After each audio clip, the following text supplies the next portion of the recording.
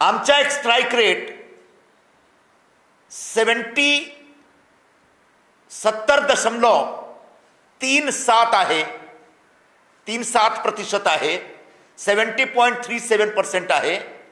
आणि त्यांच्या strike rate फक्त 21.05% आहे. लोकसभामध्ये 21 सीटवर ते लढले होते, फक्त 9 सीट जिंकले आउट ऑफ 21. आणि त्यांचा स्ट्राईक रेट होता 42.85%, 42.85%. आम्ही लढलो होतो 15 सीटावर आणि आमचे 7 खासदार निवडून आले. आमचा स्ट्राईक रेट होता 46.30%. विधानसभा निवडणुकीच्या अजून एक इन्फॉर्मेशन आहे, मी आपल्याशी शेअर करू इच्छितो. विधानसभा निवडणुकीमध्ये आम्हाला 79,96,930 एवढे वोट मिळाले होते, म्हणजे ऑलमोस्ट 80 लाख, 80 लाख. आणि युबीटीला 95 सीटवर ते लढले, तरीही त्यांना 64,33,566 यानी 64.5 लाखच्या आसपास त्यांना वोट मिळाला होता. आम्हाला 15 लाख जास्ती वोट मिळाले होते. विधानसभामध्ये अजून एक इन्फॉर्मेशन चांगली आहे. निवडणुकीमध्ये शिवसेना वर्सेस युबीटी असे 52 सीटवर लढत होती. शिवसेना वर्सेस युबीटी, जसं मी होतो दिंडोशीमध्ये, माझ्या विरोधात होते युबीटीचे उमेदवार. तो असा जो एक आमच्या एकमेकाच्या विरोधात जो आम्ही लढलो, तो असे 52 सीट होते, 52 सीट होते. आणि 52 सीटमध्ये आम्ही 37 सीटवर जिंकलो, ते फक्त 15 सीटवर जिंकले. 15 मध्ये 6 सीट मुंबईची आहे आणि मुंबईची जास्त ते जिंकले, तोच सीटवर ते जिंकले जिकडे मुस्लिम वोट डिसायसिव्ह होते. दिंडोशीमध्ये मी पण 14-15 राऊंड मध्ये लीड करत होतो. जेव्हा मुस्लिम पट्टेचा वोट खुल्ला, ओपन झाला, तेव्हा त्यांना 4,500-5,000 मतांनी ते लीड घेतले. म्हणजे मुंबईमध्ये जर मुस्लिम लोकांनी त्यांना वोट कमी केला होता असता, तर 15 वोट पण 6 सीट पण मुंबईमध्ये ते जिंकू शकत होते नाही, असा परिस्थिती आहे. दुसरा विषय, असली शिवसेना नकली शिवसेनावर तुम्ही अजूनपर्यंत जो राग घेतलेला आहात, त्याच्या पलीकडे जाऊन या देशात एक कायदा आहे, एक घटना आहे आणि घटनाची व्यवस्था आहे. त्या व्यवस्थाबद्दल जरा एक मान ठेवा. इलेक्शन कमिशनमध्ये, निवडणूक आयोगमध्ये शिवसेना म्हणून आमची पार्टी रजिस्टर्ड आहे, शिवसेना आहे. आणि आमची निवडणुकी निशाणी धनुष्यबाण आहे.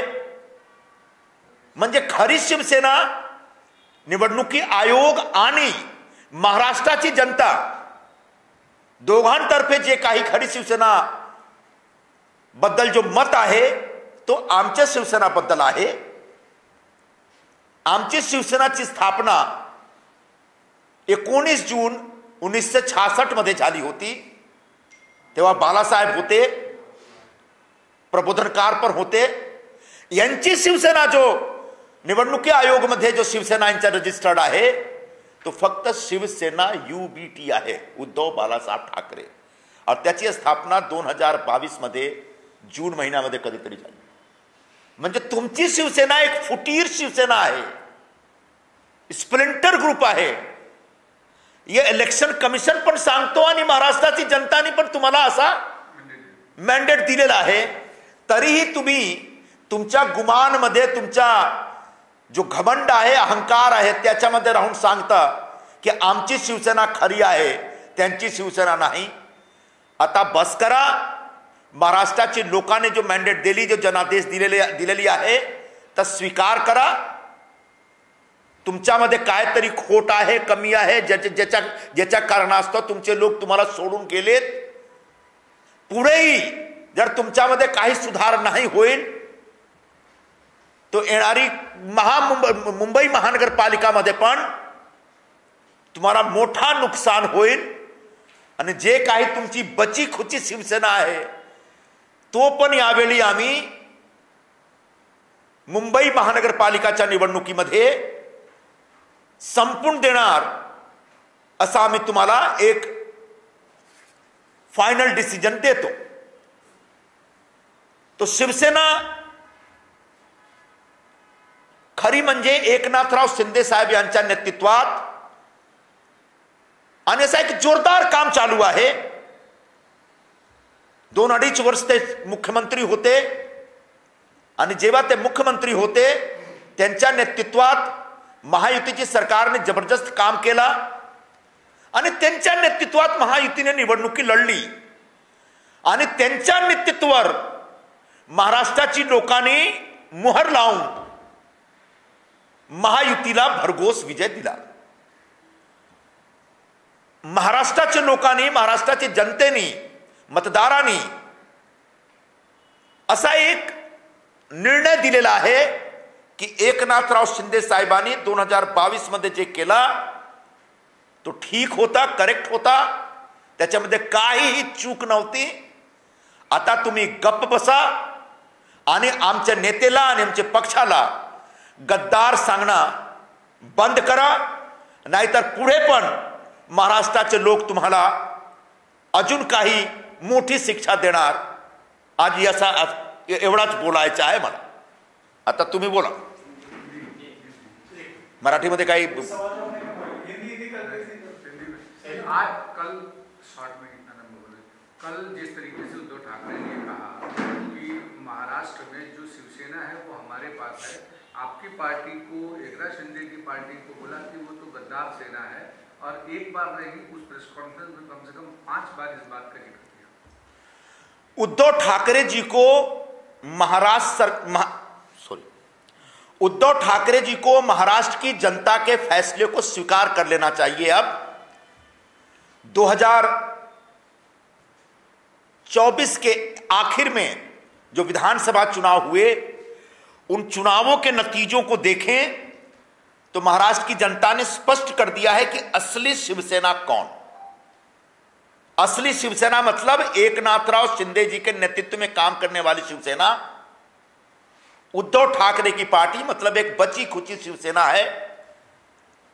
चाहे तो मैं आंकड़ा पेश कर देता हूं. विधानसभा चुनाव में उद्धव ठाकरे की पार्टी 95 सीटों पर चुनाव लड़ी थी, सिर्फ 20 सीट वो जीत पाए, जबकि शिवसेना ने 87 सीटों पे एकनाथ शिंदे जी के नेतृत्व में लड़कर 57 सीटों पे, 57 सीटों पे विजय हासिल की. 3 हमारे समर्थन से निर्दलीय आमदार भी चुनकर के आए हैं. विधानसभा चुनाव में हमारा स्ट्राइक रेट 70.37% था, जबकि उद्धव ठाकरे जी की पार्टी उबाठा का स्ट्राइक रेट महज 21.05% था.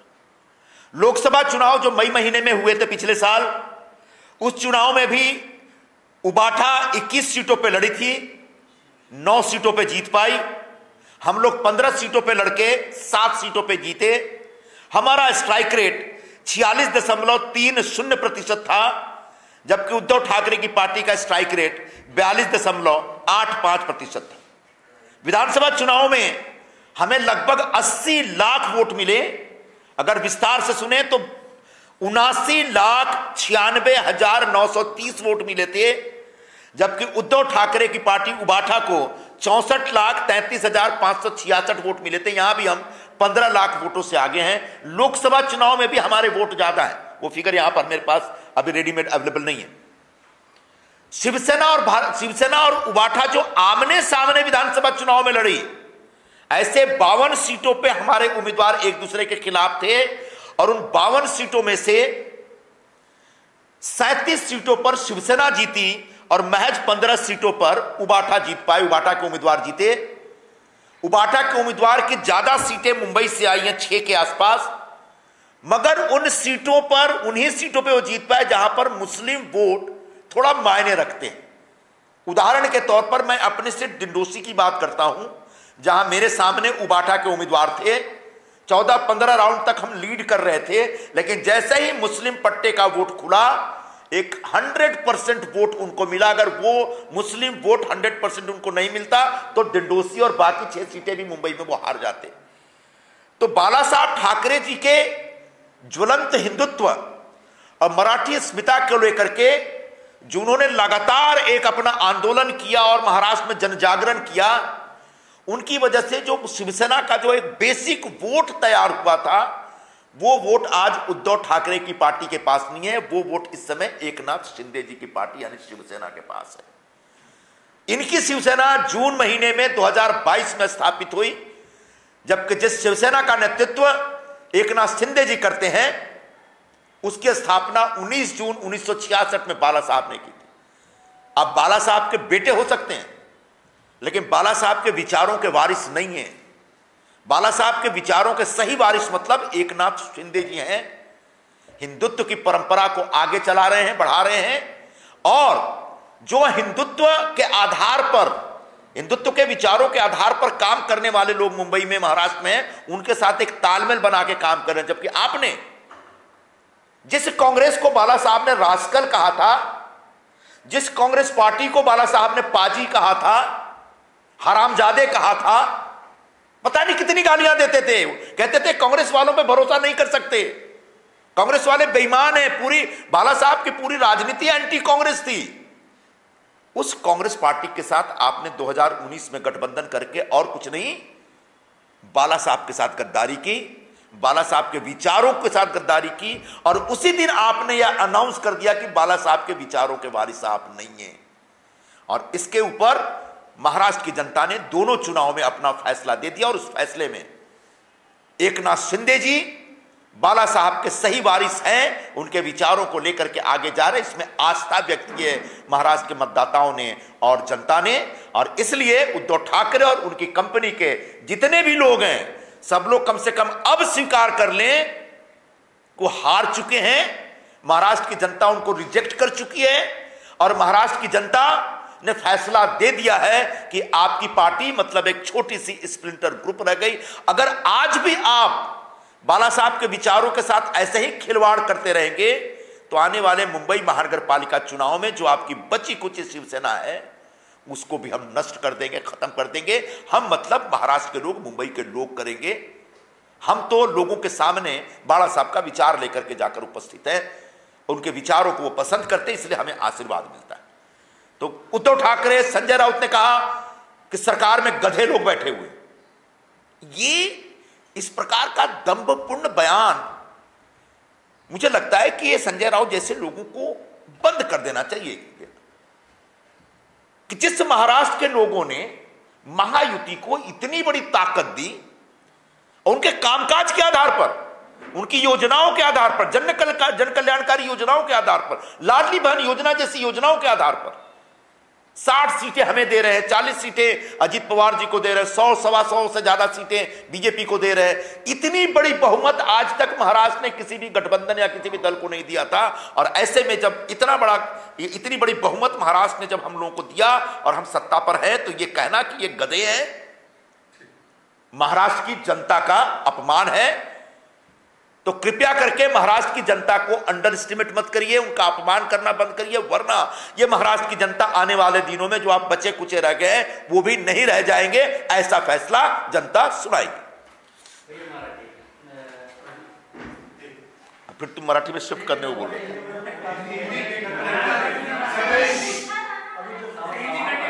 अब हिंदी कर लो।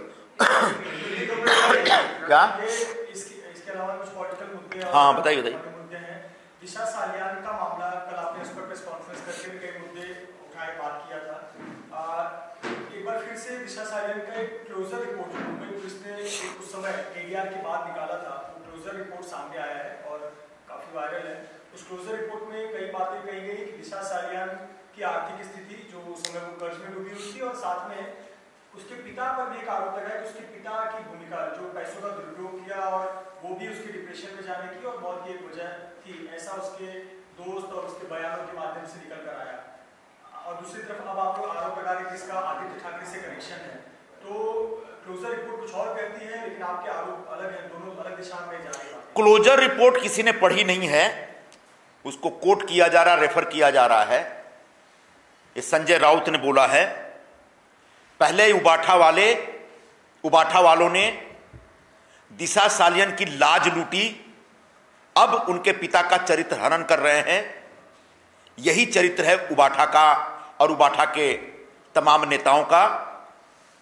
मैं चाहता हूं कि मुंबई पुलिस उस क्लोजर रिपोर्ट के साथ सार्वजनिक रूप से आए। मैं यह भी कहना चाहूंगा कि उस समय उद्धव ठाकरे मुख्यमंत्री थे, कहीं उनके दबाव में मालवनी पुलिस ने इस केस को रफा दफा करने के लिए फर्जी बयान डाल के दिशा सालियन के पूरे परिवार को बदनाम करने का षड्यंत्र तो नहीं रचा।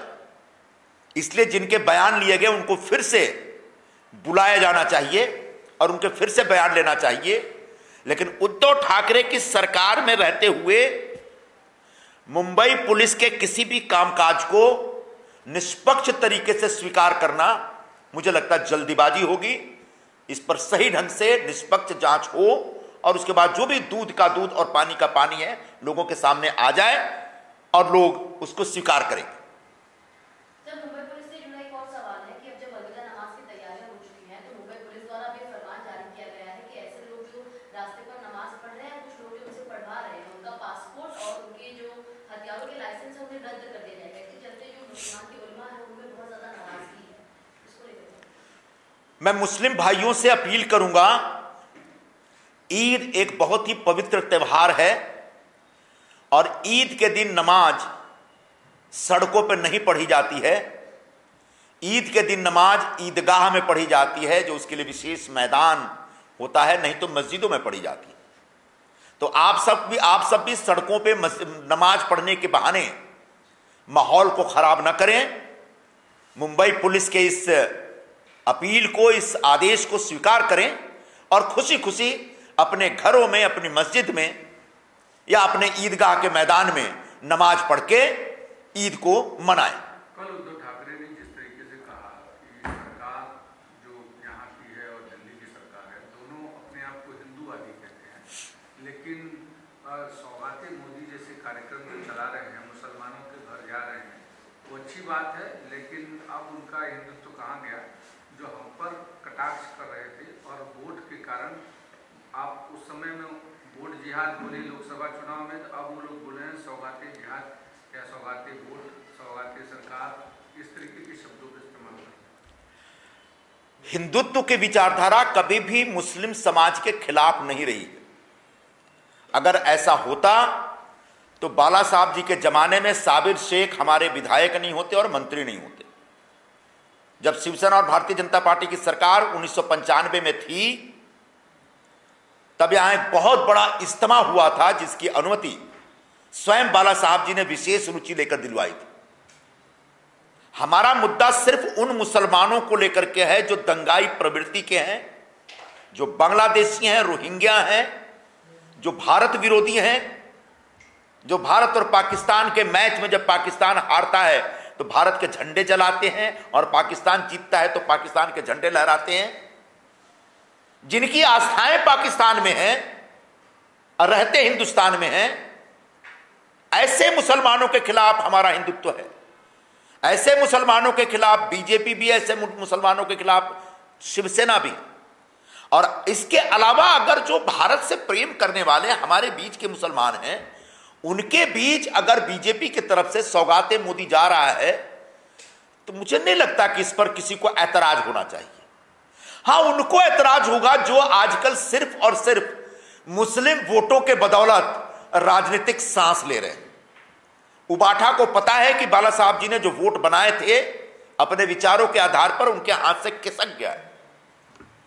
अब उनके पास जीने के लिए, जीतने के लिए जो वोट बैंक है वो सिर्फ मुस्लिम वोट है। तो सौगाते मोदी से जो उनको मुस्लिम वोट मिल रहा है वो भी कहीं बिखर ना जाए, इस डर से वो सौगाते मोदी को बदनाम कर रहे हैं, उसके खिलाफ इस प्रकार की बातें कर रहे हैं। मुझे लगता है इस देश के सभी नेताओं को भारतीय जनता पार्टी की तरफ से जो ये एक अनूठा कार्यक्रम शुरू किया गया है, जिसको हम आउटरीच कार्यक्रम कहते हैं, जिसमें मेरे ख्याल से 36 लाख घरों में बीजेपी के कार्यकर्ता सौगात लेके जाएंगे, मुझे लगता है कि इसका स्वागत होना चाहिए। इससे हिंदुस्तान में हिंदू मुस्लिम संबंधों में और भी गहराई आएगी और भी सौहार्द बढ़ेगा। सर, एक सलमान खान की एक फिल्म आ रही है 30 तारीख को, सिकंदर, और उसकी कई जगह प्रमोशन कर रहे हैं, और इस बीच सलमान खान ने एक limited edition watch Jacob company की पहनी है जो राम मंदिर को दर्शाता है, जिससे बजरंगबली और हनुमान जी या श्री राम जी बने हुए हैं, और उसको काफी फ्लॉट करते हुए नजर आ रहे हैं। काफी महंगी घड़ी आती है, लेकिन सोशल मीडिया पर अब सलमान खान को समही प्रेमी या इस प्रकार के शब्दों से लिखा जा रहा है कि संग का प्रेम का जाग गया है, और इस प्रकार की बातें किस तरह से देखते हैं? और इससे जुड़ा ये क्या वो बाइकॉट के डर से डाल रहे हैं? क्योंकि हाल में जो भी फिल्में जैसे शाहरुख की आई या दूसरे तो बाइकॉट का एक बड़ा ट्रेंड चला, बाइकॉट का ट्रेंड चलता है। ऐसे कई बार दो क्या उससे बचने के लिए उन्होंने फ्रॉन्ट किया राम मंदिर को अपना समर्थन दर्शाने के लिए। सलमान खान ने जो घड़ी पहनी है, जिसके डायल में अयोध्या का राम मंदिर का चित्र है, भगवान राम हैं और पवन पुत्र हनुमान हैं, मैं उसका स्वागत करता हूं। और जो लोग इस घड़ी पर ऐतराज उठा रहे हैं, उनसे यही पूछना चाहता हूं कि अगर डायल में ताजमहल या कुतुब मीनार होता तो आप ऐतराज करते क्या? हमारे देश के कुछ मान बिंदु हैं, कुछ महत्वपूर्ण स्मारक हैं, बाकी देशों के भी कुछ महत्वपूर्ण स्मारक होते हैं, जिसका प्रयोग घड़ी में या अन्य प्रकार के प्रोडक्ट में वहां की कंपनियां करती है, और मुझे नहीं लगता कि इसमें कोई गलत है। तो भगवान राम का जो एक वैभवपूर्ण मंदिर है अयोध्या में, पूरे देश का एक मान बिंदु है, एक सम्मान की जगह है, और उस सम्मान की जगह को अगर सलमान खान अपने घड़ी में उतारते हैं या इस प्रकार की कोई घड़ी पहनते हैं, तो मुझे नहीं लगता कि इस पर किसी को ऐतराज होना चाहिए। और जो ऐतराज कर रहे हैं वो संकीर्ण मानसिकता के लोग हैं। अब जहां तक बायकॉट वगैरह का जो मामला है कि उनकी फिल्म का बहिष्कार होगा, मुझे नहीं लगता सलमान खान की फिल्म का बहिष्कार करने का पिछले 4-5 वर्षों में किसी ने घोषणा भी की है। तो यह मोटिव होगा सलमान खान का, मेरा ऐसा नहीं मानना है। सर, बनारस में जिस प्रकार से नगर निगम ने कहा है कि 9 दिन मीट की दुकानें बंद रहेंगी, उस पे क्या कहना है सर?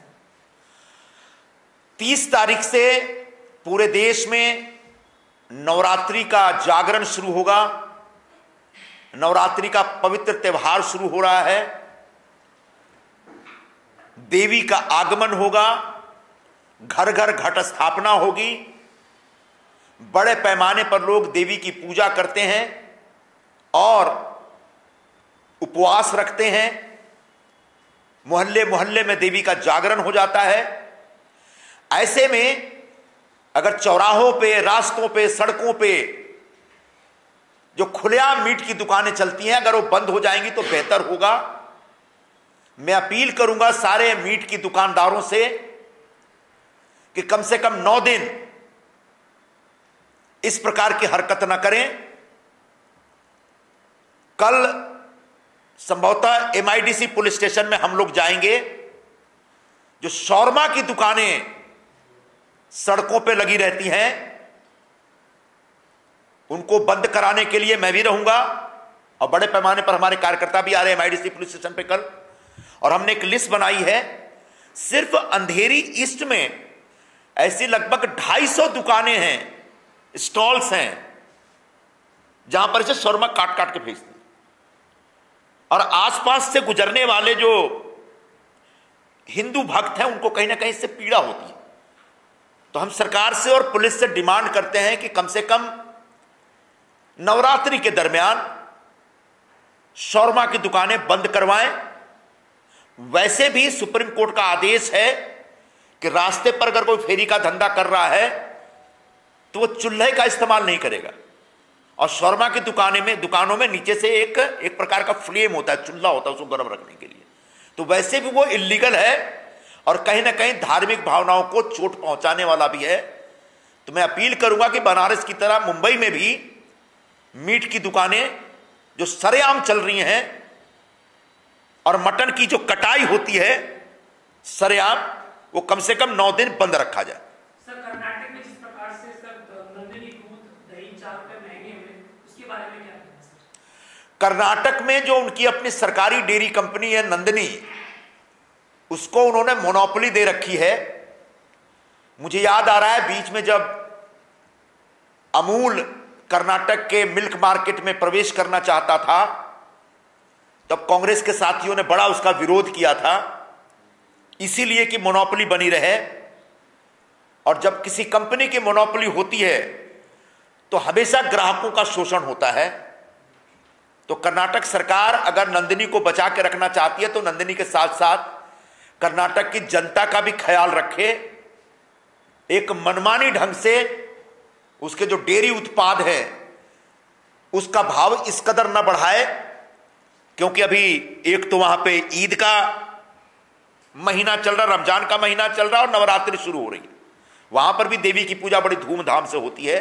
तो ऐसे में कर्नाटक की सरकार से मैं अपील करूंगा कि आप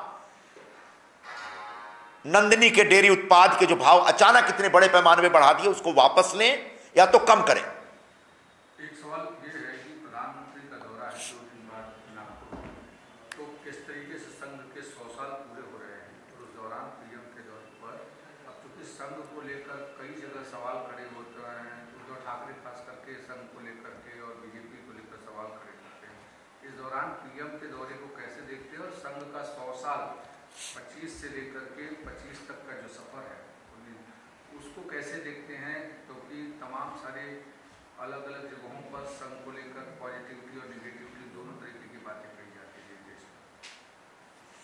किसी भी संगठन का सक्रिय रहते हुए 100 साल पूरा करना एक आसान सफर नहीं होता। राष्ट्रीय स्वयंसेवक के संस्थापकों, उनके प्रचारकों, उनके संचालकों और उनके तमाम स्वयंसेवकों को मैं बहुत बहुत बधाई दूंगा कि 100 वर्षों की लगातार तपस्या के साथ आप इस बड़ी यात्रा को जारी रख रहे हैं। 1925 में हेडगेवार जी ने इसकी स्थापना की थी, ये 2025 है और उसका जश्न मनाने का अधिकार उनको पूरी तरह से है।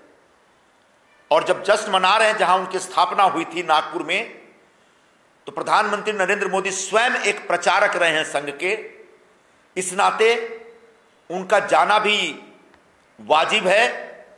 ऐसे मोदी जी को भी फक्र होगा और संघ के तमाम स्वयंसेवकों को भी फक्र होगा। नागपुर हाल में थोड़ा सा डिस्टर्ब हुआ था, लेकिन वहां पर प्रशासन है, पुलिस है और वहीं के मुख्यमंत्री हैं, तो निश्चित तौर पर नागपुर में शांतिपूर्वक संघ का यह पूरा सालाना उत्सव, शताब्दी वाला उत्सव संपन्न होगा और होना चाहिए, ऐसी मैं कामना व्यक्त करता हूं। सर, ममता बनर्जी हाल फिलहाल में ऑक्सफोर्ड यूनिवर्सिटी पहुंची थी एक स्पीच डिलीवर करने वुमेन एम्पावरमेंट को लेकर, जहां उन्हें वहां के बच्चों द्वारा विरोध झेलना पड़ा।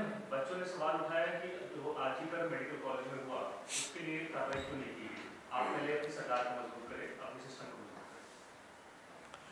कलकत्ता के आरजीकर मेडिकल कॉलेज में जिस तरीके से वहां की एक महिला डॉक्टर के ऊपर अत्याचार हुआ था और अन्याय हुआ था, और उसके बाद ममता बनर्जी और उनकी सरकार ने उस पूरे प्रकरण को दबाने की कोशिश की थी।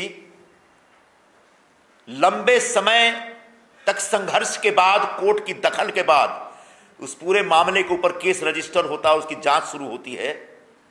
वह निश्चित तौर पर ममता बनर्जी जी का महिलाओं के सम्मान और उत्थान के संदर्भ में जो उनकी सोच है उस पर सवाल खड़ा करता है। और यही सवाल लेकर के ऑक्सफोर्ड यूनिवर्सिटी में अगर बच्चे खड़े हुए हैं तो सार्वजनिक जीवन में रहने के नाते उनको इसका जवाब देना पड़ेगा। हमें बताया गया था कि आरजी कार अस्पताल में जो पूरा प्रशासन है वो तृणमूल कांग्रेस से जुड़े लोगों का प्रशासन है, और वहां बड़े पैमाने पर गलत काम होते हैं, मानवीय अंगों की तस्करी वहां पे होती है, और वो सब वहां के लोगों के संरक्षण में होता है, और उनको संरक्षण टीएमसी की सरकार दे रही थी और ममता बनर्जी दे रही थी। यही वजह है कि जब वो लंदन पहुंची हैं तो उनने जो गलतियां यहां कलकत्ता में की वो गलतियां पीछा करते करते उन तक लंदन भी पहुंची है, ऑक्सफोर्ड भी पहुंची है। सुप्रीम कोर्ट ने कहा है कि poetry, drama, stage shows, films, satire encourage होनी चाहिए हेल्दी डेमोक्रेसी में। ये कुणाल कामरा के पूरे इंसिडेंट होने के बाद सुप्रीम कोर्ट ने स्टेटमेंट दी। बिल्कुल, सुप्रीम कोर्ट के इस आदेश का हम स्वागत करते हैं। साहित्य का सृजन एक समाज को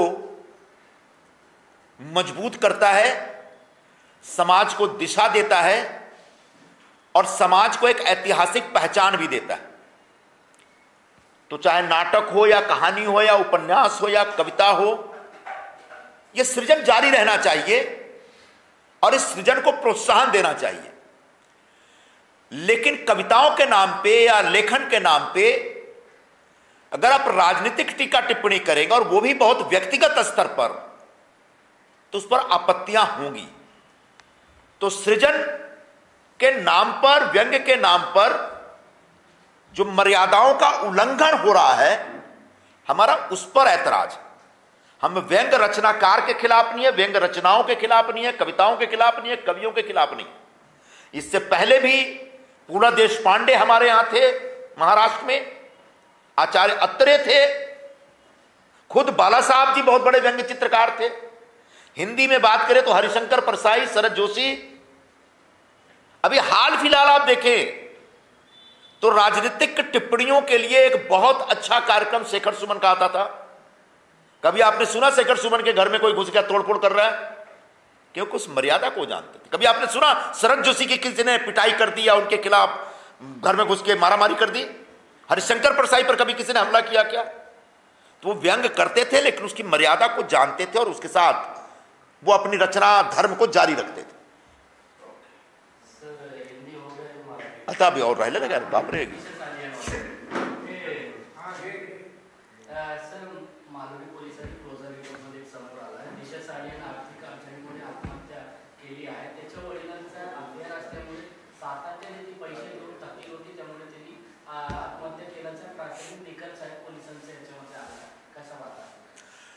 मालवणी पुलिसची जो तथाकथित रिपोर्ट आहे, क्लोजर रिपोर्ट आहे, त्या रिपोर्टवर आम्हाला एक संशय वाटतो। कारण जेव्हा त्यांनी हा इन्व्हेस्टिगेशन केला तेव्हा उद्धव ठाकरे चीफ मिनिस्टर होते, त्यांच्या मुलाचे नाव आणि महाराष्ट्राचे जो मंत्री होते त्यावेळचे आदित्य ठाकरे त्यांचे नाव याच्यामध्ये होता। तो बहुतेक सरकारच्या दबावाखाली मालवणी पोलीस स्टेशननी असा काहीतरी चौकसी करून काहीतरी एक निष्कर्ष काढलेला असेल। मी क्लोजर रिपोर्ट वाचलेला नाही, पण ज्याप्रमाणे क्लोजर रिपोर्टच्या आधारावर संजय राऊतनी सांगितलं आणि त्यांच्या वडिलावर आक्षेप घेतला, मला एवढाच सांगायचं आहे, तुमचे एक नेत्यांनी दिशा सालियनची लाज लुटली, आता तुम्ही त्यांच्या वडिलांचा चरित्रहरण करता।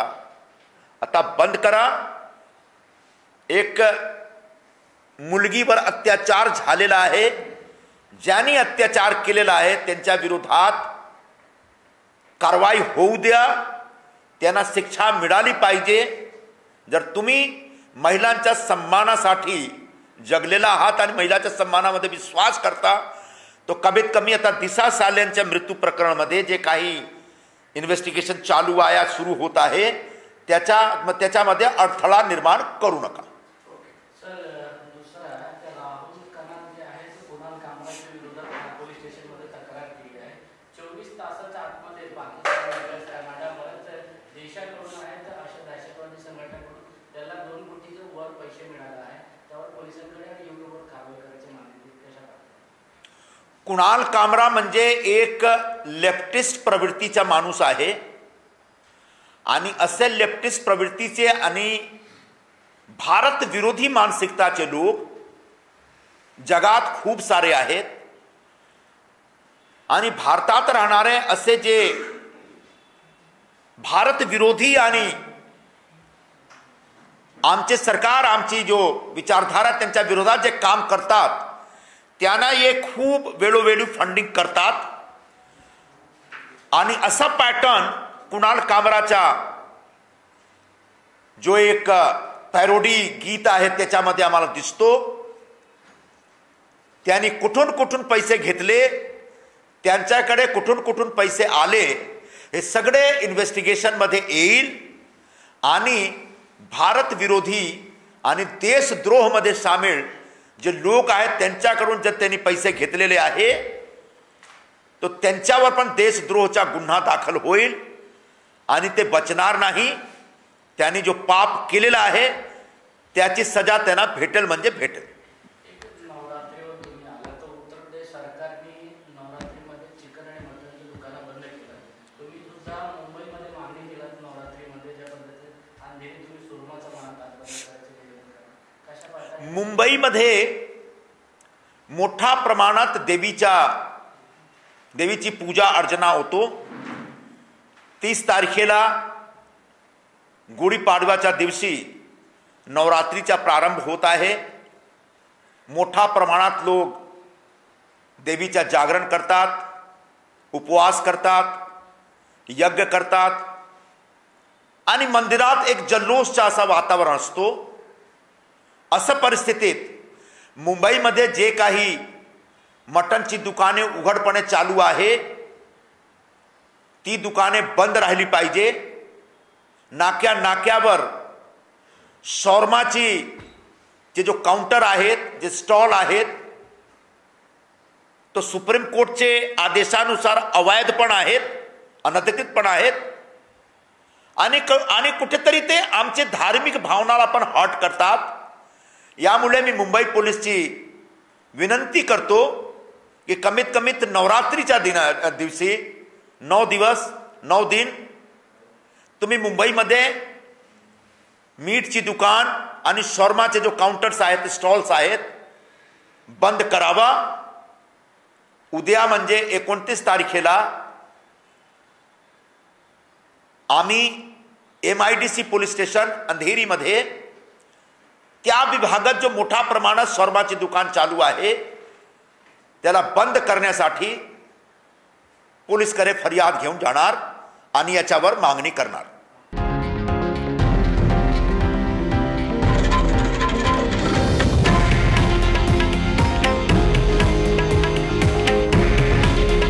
हे आहे देशातील नंबर 1 न्यूज नेटवर्क आणि आपण पाहत आहात TV9 मराठी. काळजी तुमची, हित महाराष्ट्राचं.